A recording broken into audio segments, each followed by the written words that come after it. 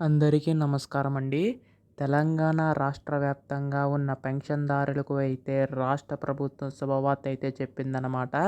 ఎట్టకేలకు మనకి ఈ యొక్క ఆసరా పెన్షన్‌ని కాస్త చేయూత పెన్షన్ కింద మార్చి మనకి ఈ యొక్క పెన్షన్ పంపిణీ అయితే చేయబోతున్నారండి. అయితే మనకి ఇక్కడ ముఖ్యంగా చూసుకున్నట్లయితే మనకి ఇక్కడ వృద్ధులు, వితంతులకి రూ. 4,000, దివ్యాంగులకి రూ. 6,000 చొప్పున అందించబోతుందండి రాష్ట్ర ప్రభుత్వం అయితే. అయితే దీనికి సంబంధించి గాను మనకి త్వరలో నిధులనేవి అయితే విడుదల చేయబోతుంది.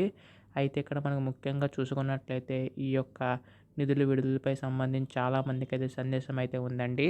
సో ఎప్పుడు విడుదల చేస్తారో ప్రతీదీ కూడా ఈ వీడియోలో మొత్తంగా తెలుసుకుందాం. అంతకంటే ముందు చాలామంది వీడియోనైతే చూస్తున్నారు కానీ సబ్స్క్రైబ్ చేసుకోవడం లేదు. మీరు కనుక సబ్స్క్రైబ్ చేసుకుంటే ఇటువంటి లేటెస్ట్ అప్డేట్స్ అన్నీ కూడా మీరైతే ముందుగా తెలుసుకోగలుగుతారు. అందుకోసం వెంటనే ఛానల్ అయితే సబ్స్క్రైబ్ చేసుకోండి. ఇంకా ఆలస్యం చేయకుండా వీడియోలోకి అయితే వెళ్ళిపోదాం. సో ముందుగా ఇక్కడ చూసుకున్నట్లయితే గత ప్రభుత్వంలోని ఆసరా పెన్షన్ కింద ఈ యొక్క పెన్షన్ అనేది అందించేవారండి.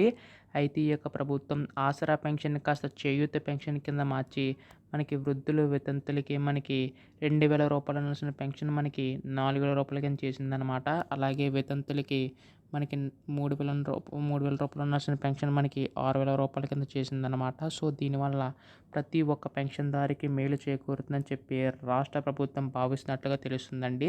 సో ఇప్పటికీ ఈ యొక్క పెన్షన్ అనేది విడుదల చేయాలి. కాకపోతే కొన్ని కారణాల వల్ల అయితే ఆలస్యం అయితే అయ్యిందనమాట.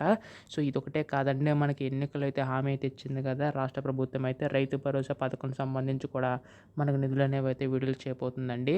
అయితే మనకి ఇక్కడ ముఖ్యంగా చూసుకున్నట్లయితే ఈ యొక్క నిధులు విడుదలపై అయితే రాష్ట్ర ప్రభుత్వం అయితే కసరత్తు అయితే చేస్తుందండి.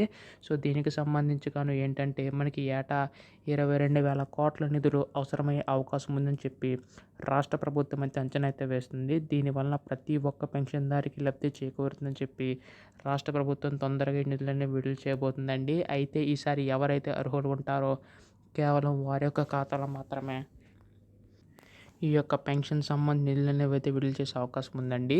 అయితే దీనికి సంబంధించి మనకి ఏ అప్డేట్ వచ్చినా కానీ మీరు ముందుగా తెలుసుకోవాలనుకుంటే దయచేసి వెంటనే ఛానల్ అయితే సబ్స్క్రైబ్ చేసుకోండి. ధన్యవాదములు. జై హింద్.